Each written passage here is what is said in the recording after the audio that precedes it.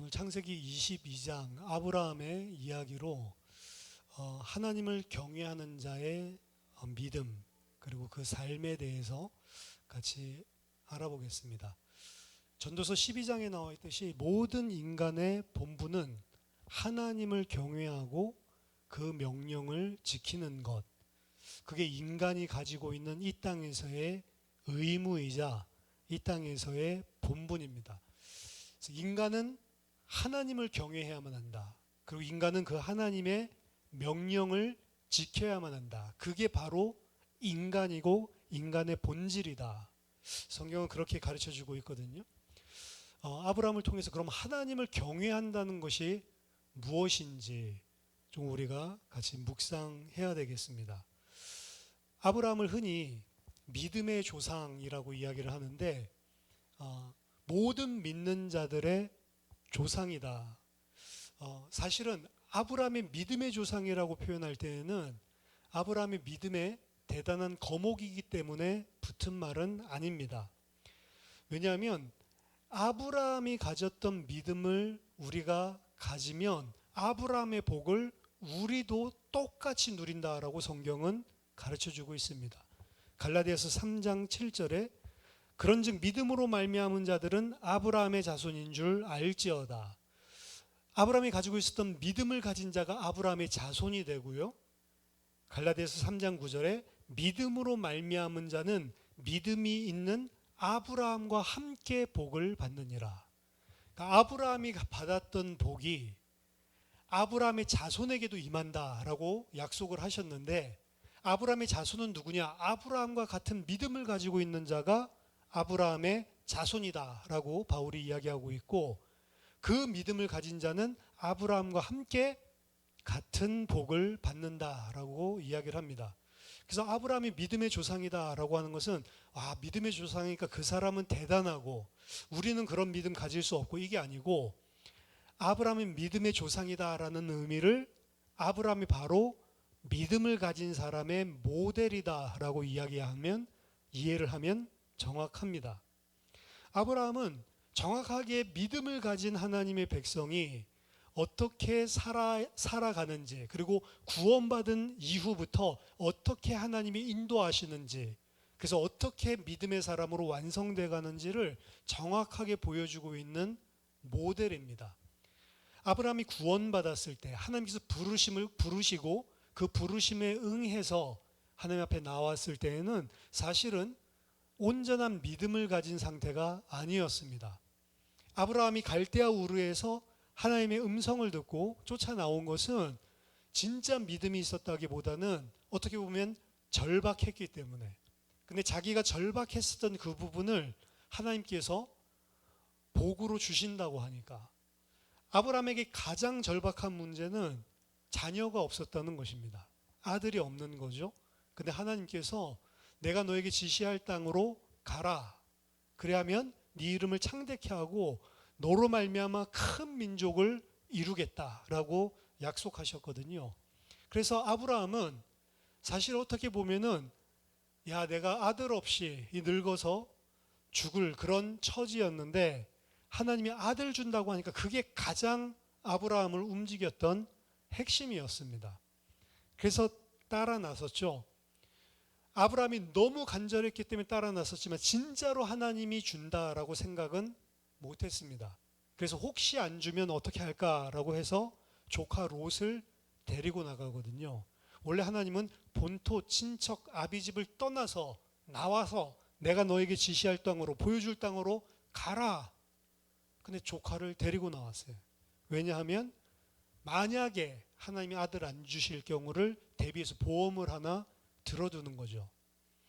아브라함이 하나님의 부르심을 받고 가나안 땅을 향해서 어디 땅인지도 모르면서 하나님을 믿었기 때문에 분명히 갈대아 우르에서 나온 것 맞습니다. 그 순간에 어떻게 보면 하나님의 부르심을 받고 구원받은 하나님의 백성이 된 게 맞습니다. 그렇지만 구원받았을지는 몰라도 하나님이 기대하시는 온전한 믿음을 가진 상태는 아니었습니다.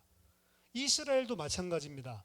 출애굽에서 빠져나왔지만 어떻게 보면 하나님께서 우리 조상에게 나타나셔서 약속하셨던 그 하나님이 우리를 애굽에서 꺼내 주신다라고 하는 언약 때문에 나온 것 같지만, 실상은 이스라엘은 언약 때문에 나온 게 아니고 너무 바로 아래에서 애굽에서 살기 힘드니까, 죽을 것 같으니까, 노예살이가 너무 힘드니까 하나님을 따라 나온 것 뿐입니다.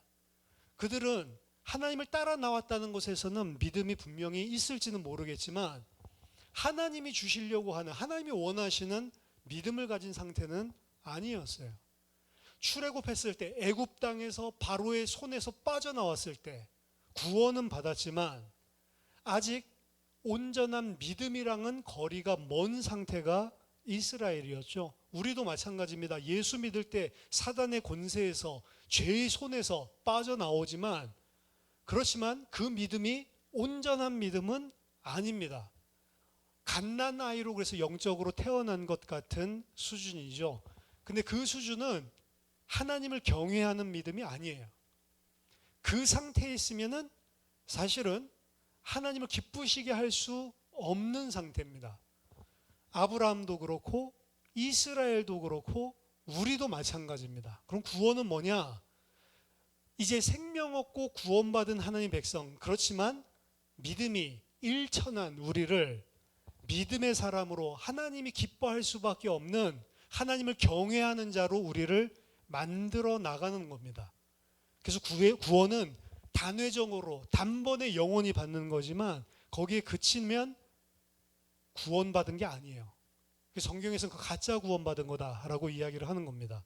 진짜 구원받은 자가 맞다면 삶을 통해 믿음이 자라나기 시작하고 하나님을 경외하는 자로 조금씩 우리가 변화되어 나가는 거죠. 그걸 신학적으로는 성화라고 이야기를 하지만, 하나님을 경외하는 사람으로 우리를 조금씩 바꿔나가는 겁니다. 그리고 그 하나님을 진정으로 경외할 때 우리가 하나님의 백성으로, 하나님의 땅에 영원히 함께 살 수 있는 믿음의 사람으로 다 성장한 것이고, 이제 그 성장한 사람들을 통해서 또 새로운 사람들을 어떻게 보면 살려내고 양육하고 또 장성한 자로 만들어 나가는 그 하나님의 일에 사용하시게 되는 거죠.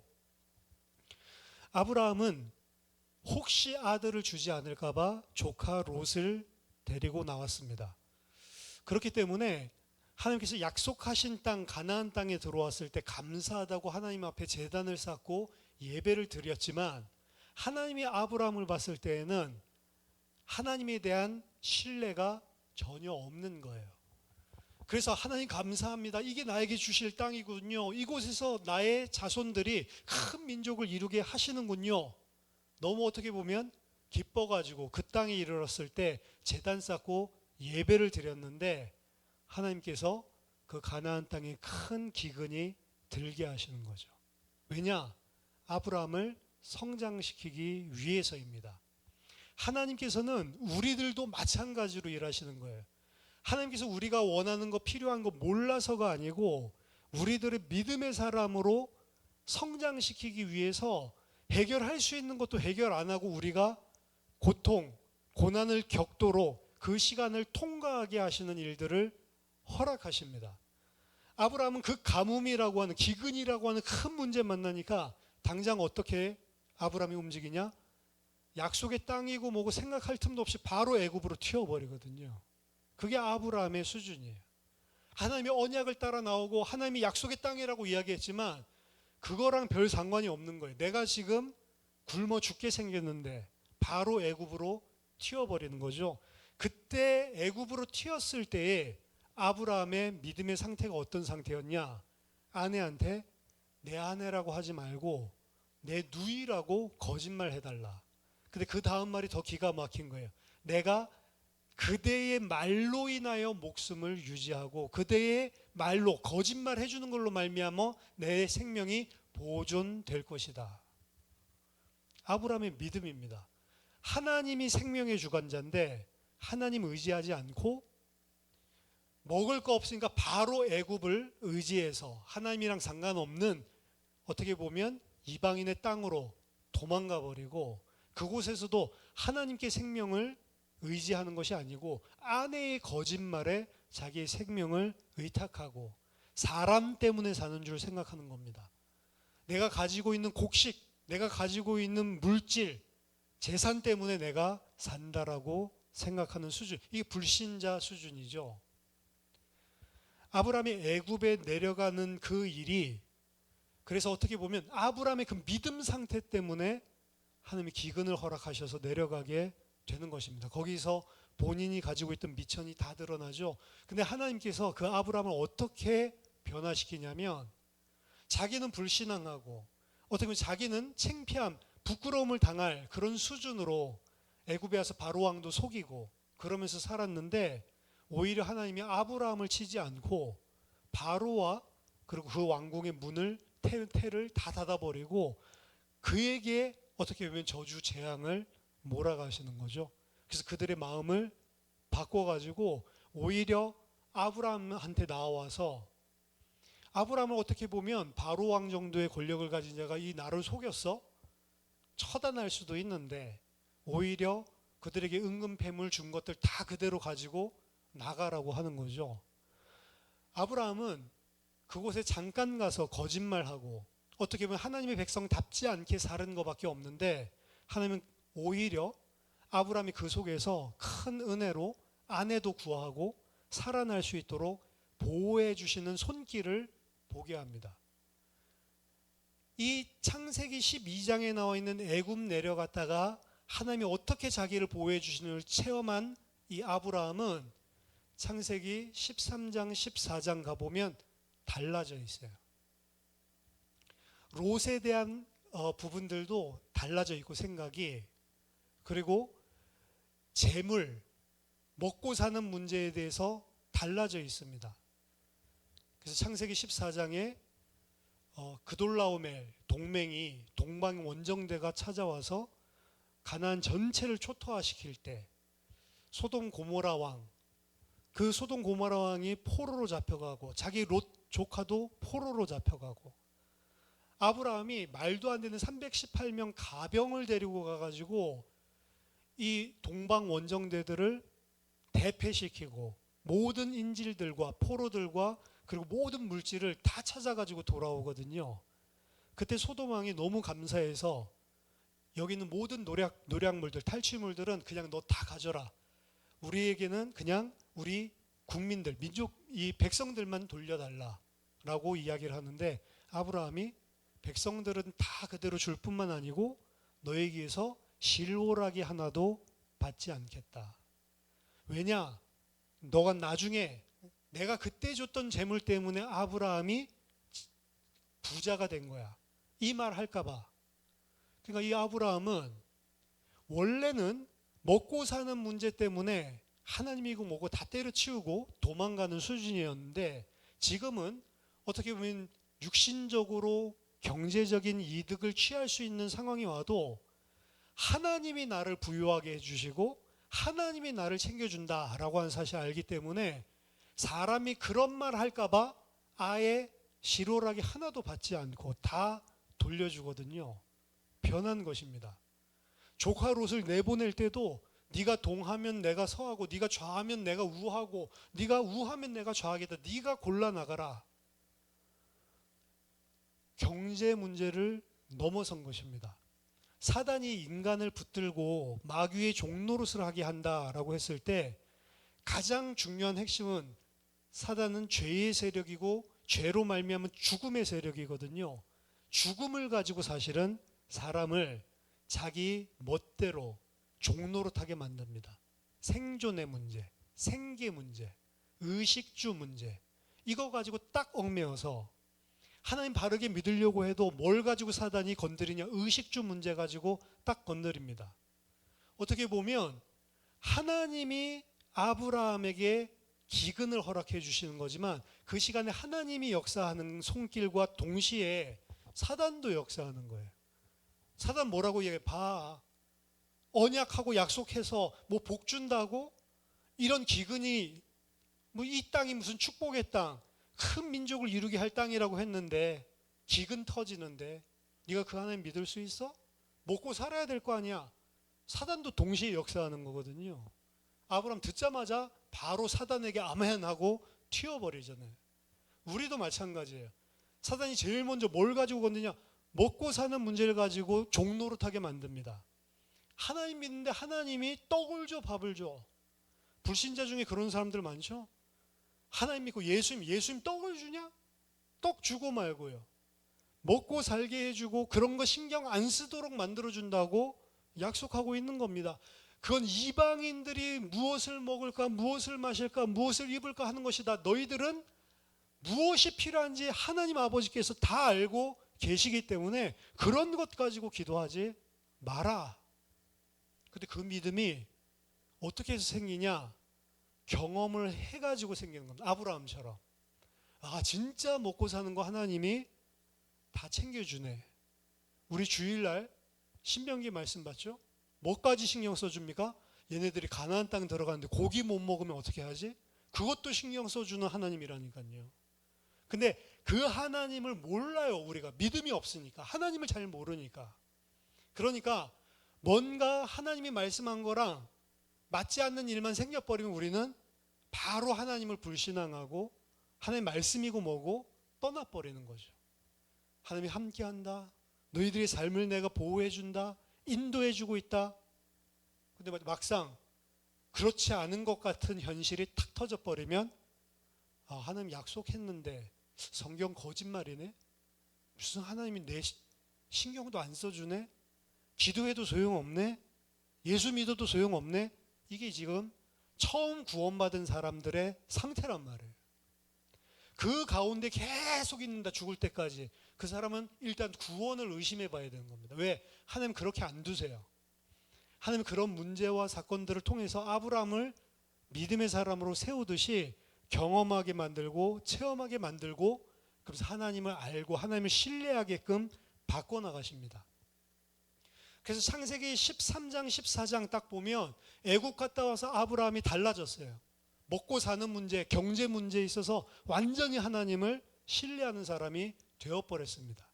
그 이후에 아브라함이 경제 때문에 너무 이런 이야기들이 없어요, 사실은. 근데 아브라함에게 여전히 문제가 있는데 아들을 안 줘요.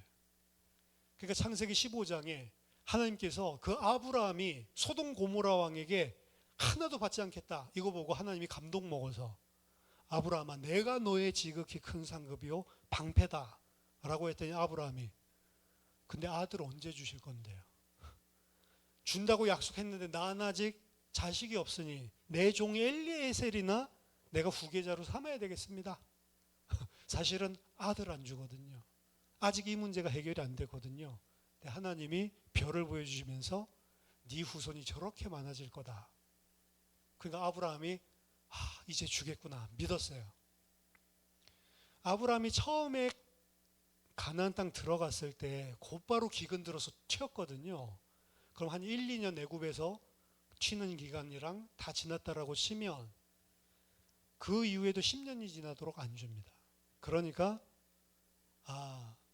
사라가 아기를 못 낳는 문제를 가지고 있나? 이래가지고 하갈을 취해서 이스마엘을 낳죠. 이스마엘을 낳으면서 이스마엘은 또 하갈이랑 동침하자마자 바로 낳아.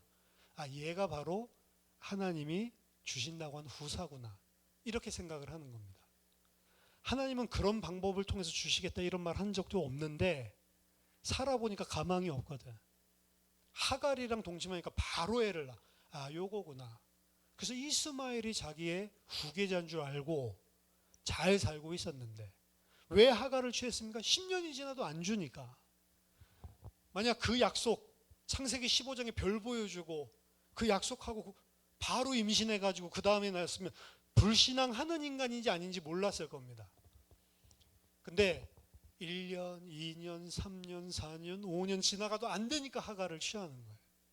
그게 뭐냐면 안 믿는 거를 하나님이 바닥에 있는 거를 드러내시는 거거든요. 그리고 아브라함 입장에서는 정당하다고 생각했을 겁니다. 근데 하나님이 갑자기 가만히 있다가 13년이 지나서 또 나타나셔서 아브라함아, 이스마엘 걔 아니다. 내가 너와 사라 사이에 내년에 아들을 줄 거다. 근데 아브라함이 아니 경수가 다 끊어져서 내 안에는 나도 이제 늙어서 100살이 다 돼가는데 지금 준다고? 그러니까 다 비웃죠. 사라도 뒤에서 듣다가 비웃고, 아브라함도 들으면서 말도 안 된다고 비웃고. 근데 내가 내년에 이곳에 다시 돌아올 때 그 말씀이 응하는 것을 볼 것이다. 하나님 딱 그 말씀하고 사라지시거든요. 근데 그 말씀 그대로 사라가 아기를 낳습니다. 그래서 그 아기 이름이 이삭, 웃음이라는 소리거든요. 이거 기쁨의 웃음이지만 원래 이삭이 태어날 때 이삭을 주신다고 약속했을 때 아브라함과 사라는 비웃었어요. 비웃었던 그 불신앙의 조소가 진짜 기쁨의 웃음으로 변화되게 된 거죠. 하나님이 우리에게 응답해 주시고 하나님이 어떤 분이신지를 이렇게 친히 보여주시기 전까지는 사실은 믿음이 성장할 수가 없습니다. 그냥 아는 지식이 믿음이 된 게 아니에요. 그 아는 지식이 진짜 믿음이 되기까지는 하나님이 먼저 보여주셔야지만, 그래야지만 우리는 믿을 수 있는 존재입니다. 그래서 우리가 믿음을 어떻게 가질 수 있냐라고 했을 때 우리가 믿어서 구원받는다라고 성경 이야기를 안 하고 에베소서 2장 8절을 보면 그 은혜로 인하여 믿음으로 말미암아 구원을 얻는다. 믿음이 그냥 생기는 게 아니고 또 믿음이 그냥 성장하는 게 아니고 하나님이 은혜로 우리의 믿음을 가지게 하시고 믿음을 성장하게 해주시는 겁니다. 내가 믿었기 때문에 하나님이 역사하는 게 아니에요. 사실은 내 믿음이 생길 수 있도록 하나님이 계속 나를 가만히 두지 않으세요. 그러니까 아브라함도 그렇지만 그 아브라함의 자손들 중에 이삭은 좀 덜해요. 어렸을 때부터 이 오늘 모리아산을 체험했기 때문에. 그 다음 믿음 진짜 더럽게 없는 인간이 야곱이거든요. 그 야곱도 믿음의 사람 되게 하려고 하나님이 계속 건드립니다. 그래가지고 자기 자신이 봐도 험난한 인생을 살아왔구나. 이 진짜로 내 이 험난한 나그네 인생을 내가 살아왔구나 라고 고백할 수밖에 없게끔 혹독하게 하나님이. 왜? 너무 믿음이 없는 체질, 아예 안 믿고 인본주의 부리는 체질이니까. 아브라함도 비슷한 것 같아요. 오래 걸렸습니다. 25년 걸려서 딱 아들을 낳고 나서 아브라함이 생각이 변화된 것 같아요. 만약에 이삭이 태어나지 않았더라면, 그것도 이삭이 75세 때 그나마 자기도 살아도 좀 힘이 있다라고 생각했을 때 태어났더라면 절대로 이런 믿음을 못 가졌을 건데, 자기도 늙었고 사라는 아예 여성으로서 경수가 다 끊어졌고 절대로 인간적으로는 할 수 없다라고 했었던 그 상황에서 이삭이 태어났거든요. 그것 쳐다보고 아브라함이 이분이 하나님이구나. 이분이 창조주구나. 사람의 생각으로 재단할 수 없는 분이구나. 약속하신 말씀은 그대로 이루시는 분이구나. 약속하신 말씀을 우리는 어떻게 이룰지 방법도 모르고 어떻게 이룰지 그 시간표도 알 수 없지만 자기 약속하시고 자기가 내뱉은 말씀을 신실하게 지키는 하나님이구나 라고 하는 사실을 이삭 쳐다보면서 아브라함이 탁 깨닫고, 마치 창세기 12장에 애굽 체험하고 난 다음부터 경제 문제에 대한 답을 딱 얻은 것처럼 이제 모든 영역에 있어서 단 하나 있던 딜레마 아들 문제까지 풀려버렸거든요. 모든 인생의 영역에 있어서 하나님을 하나님으로 인정하고 믿기 시작하는 겁니다. 그 아브라함이 가졌던 믿음이 오늘 창세기 22장 하나님이 아브라함에게 허락한 시험에서 나타나 있는 거예요. 하나님은 분명히 명년에 태어날 그 아들과 내가 언약을 맺을 것이다. 그가 바로 내가 약속한 씨다. 분명히 하나님이 말씀하셨거든요. 근데 오늘 말씀에서 그 하나님의 언약을 가지고 있는 이삭을 번제로 바치라 라고 이야기하는 겁니다. 만약에 옛날 아브라함 같으면 절대로 수긍할 수 없는 거죠. 아들 안 줬을 때 하나님한테 진짜로 열받아가지고 소돔 고모라 친다고 하니까, 아니 소돔 고모라를 당신이 칠 자격이 있습니까? 대들었던 사람이 아브라함이에요. 뭐라고 대들죠? 천하를 심판하실 분이 공의로워야 되지 않습니까?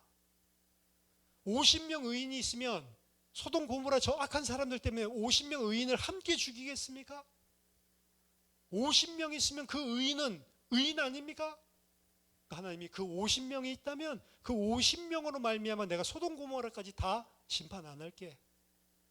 그럼 45명이면요. 5명 부족하면 다 죽이려고요?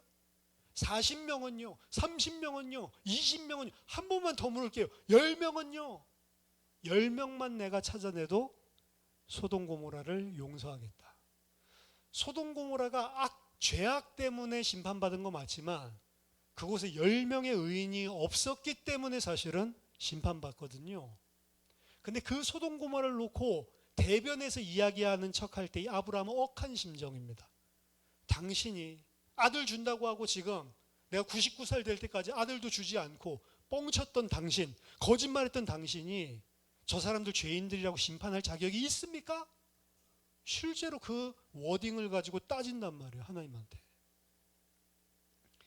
그 아브라함은 오늘 만약에 창세기 22장에 아들 바쳐라 절대로 못 바칩니다. 근데 아브라함이 변했어요. 우리 아이가 변했어요. 그래서 아브라함이 변했어요. 아무런 말 하지 않고 바로 순종합니다. 3일 길을 가는 동안에도 흔들리지 않아요. 아들이 물어보는데도 튈까봐 어떻게 보면 하나님이 다 준비한다 걱정하지 마라 해놓고 묶어가지고 죽이려고 하거든요.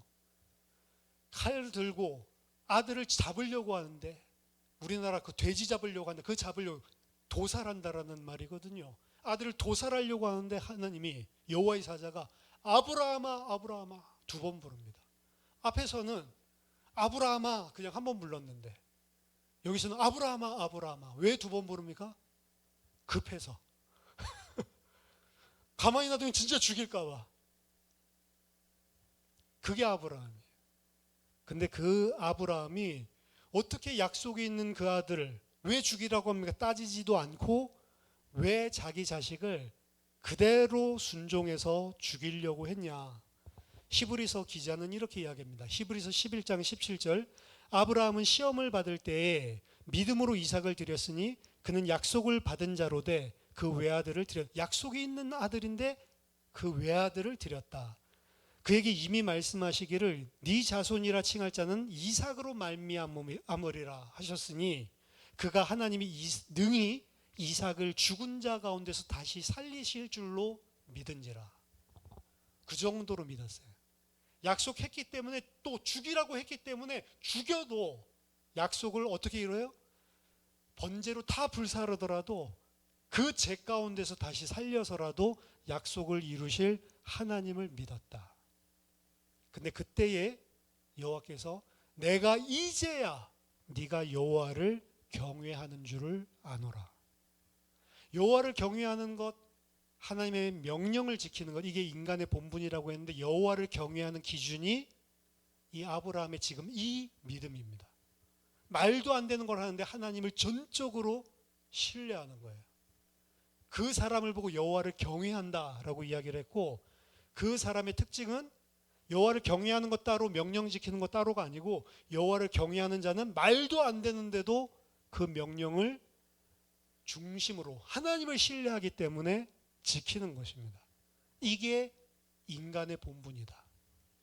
하나님이 봤을 때 아브라함은 창세기 12장에서 인간이 아니에요. 언제 인간 됐냐? 창세기 22장. 우리를 봤을 때 하나님이 아직 인간이 아닌 것 같아요. 나를 봤을 때. 나를 진짜 인간답게 만들어 가시는 거죠. 하나님을 경외한다는 기준을 정확하게 줘. 이제야 비로소 네가 여호와를 경외하는 줄 아노라. 우리가 이 믿음을 가지면 아브라함과 함께 똑같은 복을 누린다라고 약속하셨고 그리고 아브라함 아무 믿음 없던 그를 이 믿음의 사람으로 만드셨던 하나님이 우리에게도 똑같은 아브라함과 똑같은 방식으로 믿음의 사람으로 이룬다. 그래서 아브라함을 믿음의 모델, 믿음의 조상이라고 하는 겁니다. 저와 여러분들이 정말 여호와를 경외하고 그 명령을 지키는 참된 인간 되시기를 예수 그리스도 이름으로 축원합니다. 기도하겠습니다. 하나님 아버지, 은혜를 감사드립니다. 여호와를 경외한다는 것이 무엇인지 알게 하여 주시고 우리도 아브라함같이 장성한 믿음의 사람 될 수 있도록 우리의 삶을 붙들어 주시고 인도해 주시고 은혜 베풀어 주시옵소서. 여호와를 경외하고 그 명령을 온전히 지키는 장성한 자들 다 되게 하여 주시옵소서. 예수 그리스도 이름으로 기도하옵나이다. 아멘.